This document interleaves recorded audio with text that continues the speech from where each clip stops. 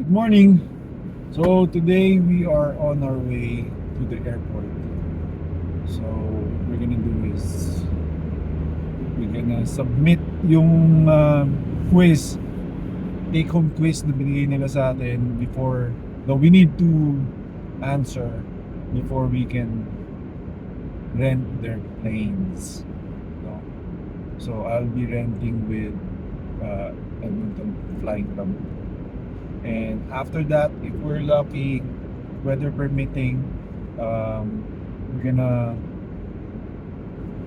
fly with one of their instructors, and hopefully we'll be able to convince her that we can fly the plane confidently, so that she will sign it off, and from there it will give us the privilege to rent their plane. So yun ang proseso ng pagre-rent ng aeroplano dito sa Canada. I'm not sure if it's available in the Philippines, but anyway, that's how it goes here. And after that, the whole intention is to give non-pilots an opportunity to fly, experience, flying inside a small plane.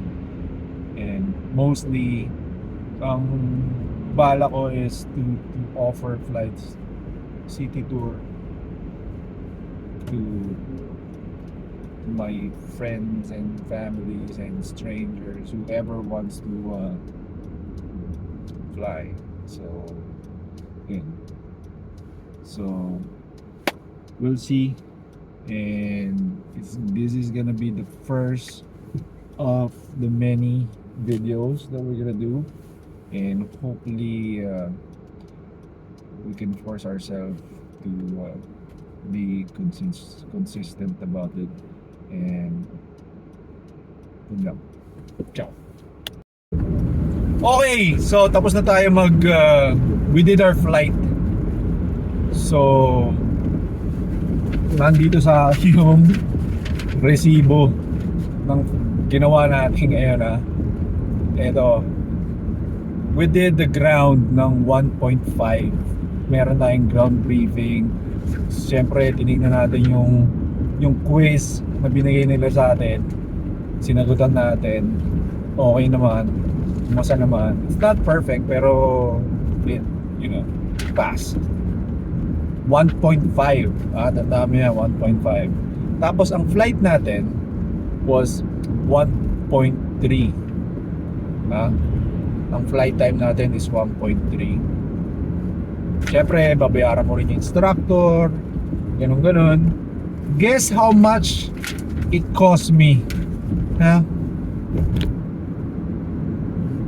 It cost me $604.20. Kung i-convert mo yan sa piso, multiply by 40, 4 times 6, 24,000 pesos. Pucha na yan. 24,000 pesos ang ginastos natin for 1.3 hours of flight and 1.5 ground time. Tapos nandun ako kanina nung binigay sa akin yung machine to pay for it. I was surprised, of course. Sabi ko, 600, 1.3. Sabi ko, how much does it cost to get your PPL nowadays?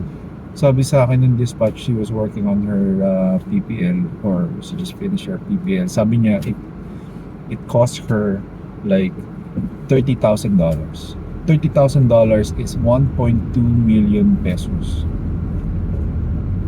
PPL pa lang yun. Tapos magsi-CPL ka pa. Tapos dito, depende sa'yo if you're gonna do your multi-engine immediately or wait until you're employed. Tapos multi-IFR. That's gonna be more than 100 grand. That's more than 4 million pesos for sure, guaranteed. That's hindi pa discounted pa doon, hindi mo pa kinakount doon gasolina mo araw-araw sa pagpunta sa airport, di ba?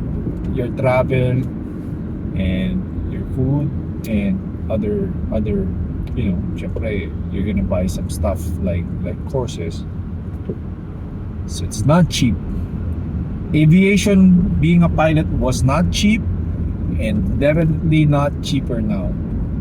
So I don't know. We gotta make it work. So the reason why I'm doing this is so that I can rent plane.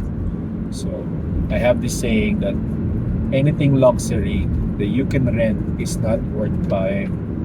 Kasi kung bibili ka ng 172 ngayon with the G1000, it will cost you north of 100,000 just to get the plane, just to buy the plane, diba? Tapos kailangan mo ng hangar, kailangan mo ng insurance, kailangan maintenance cost, fuel cost, diba? Madami. Mukha lang malaki ang 600, pero that's insignificant compared to if you're gonna buy a plane. So okay pa din, pero mahal lang talaga siya. Mahal siya. So it's our job to make it work, and that's why I'm doing this. I'm sharing this information to you guys, and yeah. So once I'm done here, if you find yourself in Edmonton, shoot me a message and you can rent the plane. Nice, man. All right, the next video.